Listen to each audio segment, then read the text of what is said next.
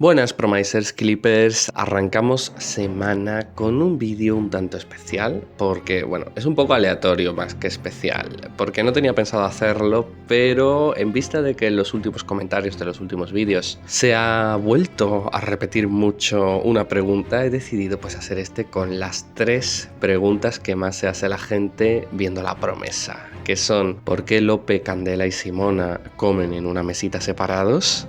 ¿Por qué el marqués, o toda la familia no trabaja? ¿Y por qué los invitados se quedan tanto tiempo en La Promesa? Espero que estas explicaciones sean satisfactorias para vosotros y nada, que por cierto, esta semana es, digamos, la última semana en la que no estará en la parrilla la nueva serie de época, Sueños de Libertad, que se estrena el próximo domingo por la noche en Antena 3. Cabe esperar que, tal y como nos adelantó Arturo García Sancho en la entrevista que le hicieron en la Gala de los Goya, próximamente La Promesa vuelva al horario de las 4:30 o incluso antes. Y si Arturo estaba en lo cierto, quizá entonces esta es la última semana que tenemos La Promesa a las 5:30, ya que a partir del lunes que viene pues va a estar Sueños de Libertad ahí en parrilla compitiendo, aunque sí que es verdad que su horario va a ser otro porque se va a emitir a las 4 menos cuarto. O sea que solo coincidiría unos 15 minutos con La Promesa o con La Moderna, la que se esté emitiendo en ese momento a las 4:30. Pero bueno, que me dejo de preámbulos, que soy Juan, que ya podéis ir dándole me gusta al vídeo y suscribiendo si no lo estáis para que sigamos creciendo, que ya sabéis que eso es lo más importante. Y también está mi novela Postbellum, el enlace en la cajita de descripción y en el primer comentario fijados.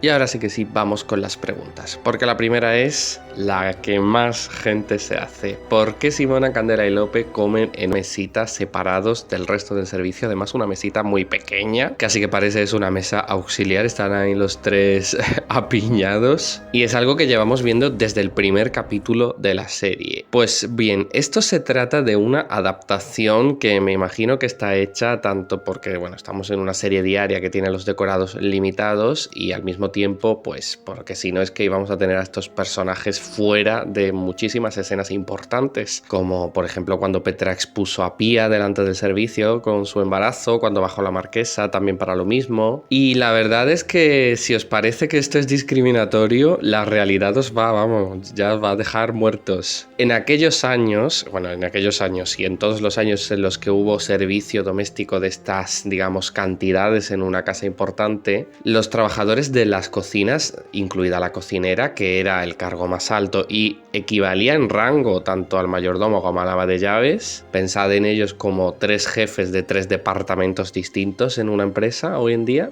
pues el personal de cocina estaba siempre por su cuenta y a su aire y su contacto con el resto del servicio era prácticamente mínimo. Cuando llegaba el momento de las comidas, pues resulta que un poco tenían que ser los criados del resto del servicio, de lacayos y doncellas, porque tenían que hacerles las comidas, pero no comían juntos. Lo normal era que el personal de cocina comiese en otra habitación, que comiese en otro comedor, que comiese en otro turno y esto hablando, digamos, de los que estaban arriba del personal de cocina, como pues sería Simona, por ejemplo, la cocinera, o Lope, que es su pinche. Pero, por ejemplo, Candela, que a pesar de la edad no deja de ser considerada una moza de cocinas, ella tendría que comer en la cocina prácticamente, junto a esas otras figurantes que vemos siempre en la cocina que no hablan, porque son figurantes, pero que luego no podemos cenar ni almorzar con el resto, pues ahí en las cocinas es donde tienen que estar las pobres. Eso sí que es discriminación y no estar en una mesita. Pero claro, esto en una serie diaria no te funciona. Si os fijáis en Downton Abbey, por ejemplo, ni la señora Patmore ni Daisy comen nunca junto al resto del servicio. Y de hecho, si no recuerdo mal, es Daisy quien suele servirles en los almuerzos y en las cenas a los demás criados. Así que bueno, primera pregunta respondida: ¿por qué Lope, Candela y Simona no comen en la misma mesa que el resto del servicio? La realidad podría ser peor. La siguiente pregunta es una queja que también veo casi desde el principio: es que aquí nadie trabaja, bueno, solo Catalina y Margarita, digamos, ¿no? Que son las que sacan adelante la finca. Pero ni el marqués ni nadie. Bueno, el conde de Añil trabaja, pero es un traficante de armas, así que casi que mejor que no trabajase. Bueno, pues esto es bastante, digamos, obvio el por qué no trabajan, y es porque son nobles.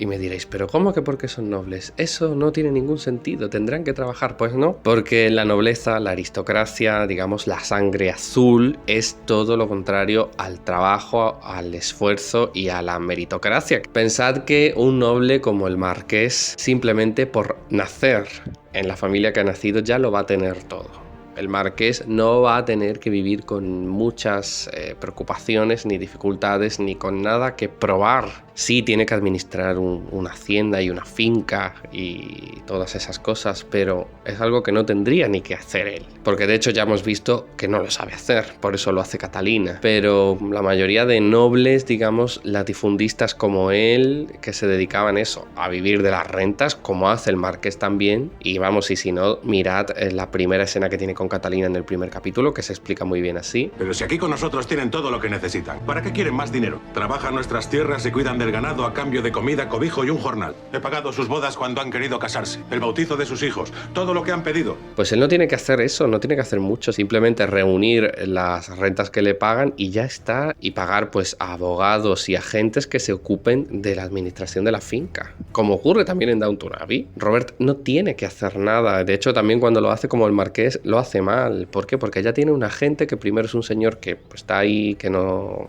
sale, después es Tom y al final terminan siendo su hija y su yerno. La verdad es que sí que es bastante parecido a Alonso. Pero bueno, que la nobleza no trabajaba, de hecho se vanagloriaba de no tener que trabajar, de poder pues pasar generaciones enteras sin tener que dar un palo al agua. Es algo que yo sé que para aquí muchos va a ser completamente inimaginable, no tener pues ni necesidad de trabajar, pero es que así era. Por eso ocurrieron cosas como la Revolución Francesa, porque era completamente desigual e injusto. Pero lo importante es eso, entender que la nobleza, que podría haber excepciones, yo no digo que no, pero que la nobleza era eso, todo lo contrario a la lucha de clases o a la cultura de clases e incluso a la burguesía, que pues podrían ser empresarios y tal, pero sí que tenían que darle a lo coco y hacer cosas. Estos no, estos era todo herencia pura y dura. Y diréis, pero es que eso no es viable. Pues claro que no era viable. Por eso los nobles hoy en día, aunque tengan un título, también tendrán sus trabajos y sus cosas. Gente como el marqués pues ya queda poca. Así que bueno, damos por respondida también la pregunta 2 y vamos con la tercera. ¿Por qué los invitados de la promesa se quedan tanto tiempo, pero tanto tiempo? Bueno, pues os voy a dar dos respuestas. La primera es la técnica de pues, el funcionamiento de una serie diaria de estas características y la segunda es ya con el contexto de la época para que aceptemos pulpo como animal de compañía. Respuesta técnica. Normalmente los invitados son personajes de temporada que se suelen llamar en las series diarias. Suele haber siempre, pues en este tipo de series, un elenco como de entre 20 y 22 personajes que se considerarían los fijos y luego están los personajes de temporada que suelen ser como dos. Si os fijáis, cuando entra uno sale otro y lo hemos visto pues ahora, por ejemplo, se fue Valentín y llegó Vera, se ha ido Feliciano y ha llegado Virtudes. Claro, y el principal motivo por el que todos estos invitados, Valentín, Virtudes, aunque Virtudes es la única que se está quedando en una posada, han debido de escucharnos, pero no sé, el padre Camilo, Beatriz Oltra, la baronesa de Grazalema, incluso el conde de Añil y Jerónimo, todos estos, ¿por qué se quedan en la casa? Básicamente porque solo existe el decorado del palacio. No hay otro decorado, así que como no se queden ahí, tampoco puedes inventarte pues 50 decorados para una habitación para cada invitado fuera de lo que sería la promesa. Pero bueno, hay una respuesta, digamos, dentro del contexto histórico y del contexto geográfico que quizá nos puede justificar por qué los invitados están aquí siempre, y es porque tenemos que también pensar que la promesa no está en cualquier sitio, la promesa no está aquí en Madrid, en el centro, no, la promesa es un sitio difícil de llegar, remoto, recóndito, escondido. La promesa es un palacio aislado y perdido en el Valle de los Pedroches, al norte de Córdoba, ya tirando para Sierra Morena, un paraje inhóspito que de hecho 100 años antes de la serie, en el siglo XVIII, estaba completamente desolado y era súper peligroso. Estaba también muy despoblado y de hecho pues Carlos III ideó un plan de colonización de esas zonas de Andalucía para, bueno, pues para que estuviesen pobladas y se trabajasen las tierras y también para que no fuese tan peligroso que hubiese comercio, digamos, por esas zonas. También tener en cuenta pues que había bandoleros y todo eso. Así que pensad en una persona que hace un viaje tan largo para llegar a la promesa. Por ejemplo, pues no sé, el conde de Añil nos puede servir, o la baronesa de Grazalema. Y cuando llega a la promesa, ¿qué es lo mínimo que le van a ofrecer sus anfitriones? Pues quedarse a pasar la noche, si es que ha llegado iba a decir al culo del mundo, perdonadme la expresión, pero es que ha llegado al fin del mundo prácticamente. Que a lo mejor decís, bueno, vale, lo entendemos, pero se queda mucho tiempo. Ya, bueno, pues...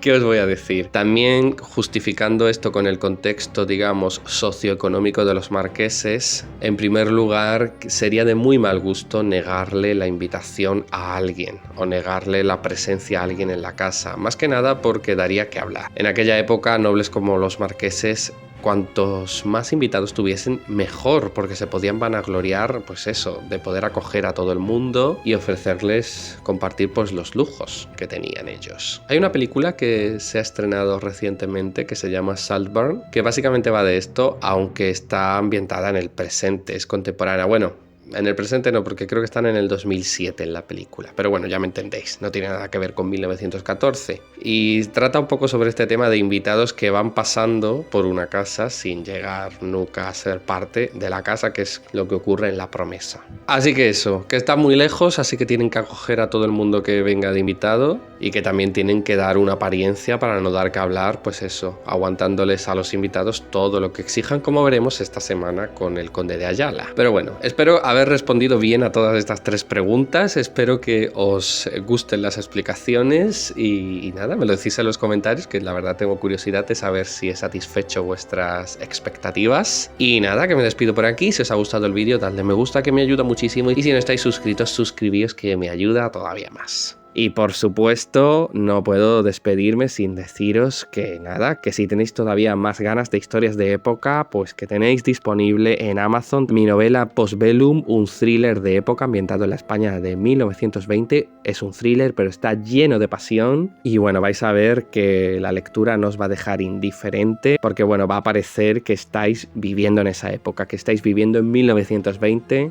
que estáis sintiendo la realidad de ese año día a día, y bueno, y que con el vocabulario también va a parecer que estáis hablando como en la España de entonces, con ese castellano, digamos, pseudo antiguo, y tiene pues unos personajes, como digo, súper pasionales, con ese Acacio Alborg que no puede asumir de quién se ha enamorado y que sufre por ello, con ese Eren que esconde tantos secretos, un refugiado de la Primera Guerra Mundial, conflicto que se trata muy bien como lo vivió España entonces, y con una villana que, bueno, es una villana a la altura de Cruz y a la altura de todas las villanas que hemos tenido en las series diarias. Doña Juana Janeiro, una mujer de armas tomar, por supuesto, como siempre, enamorada de quien no debe. Como digo, está disponible en Amazon, tenéis el enlace tanto en la cajita de descripción como en el primer comentario fijado, y yo con esto me despido aquí. Así que muchas gracias por todo y nos vemos mañana con más vídeos. Adiós.